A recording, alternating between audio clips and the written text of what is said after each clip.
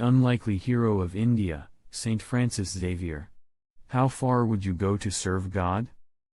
Would you be willing to travel to the ends of the earth, with nothing but the guarantee of hardship, deprivation, and persecution?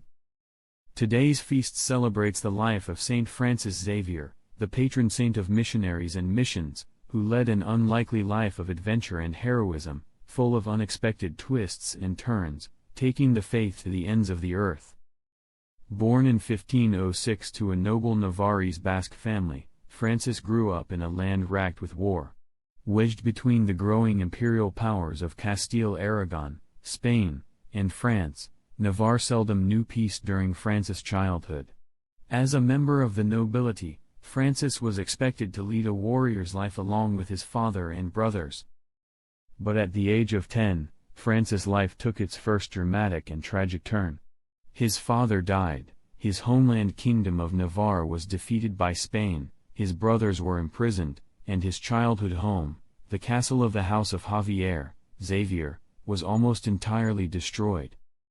With his family disgraced and nearly wiped out, Francis' prospects for a bright future were looking dim. But God still had incredible plans for young Francis. Hoping to rebuild the family's legacy, Francis was sent in 1525 to the Center of European Theology and Studies, the University of Paris. In Paris, Francis quickly made a name for himself. Handsome with a keen intellect and an agile athlete with a particular gift for pole vaulting, the last thing on young Francis' mind was a life of humble service to God and the Church. Yet Francis' life took a second dramatic turn after he met a fellow Basque noble, Ignatius of Loyola. Headstrong and stubborn, Francis was initially repelled by Ignatius' ideas of radical devotion to God.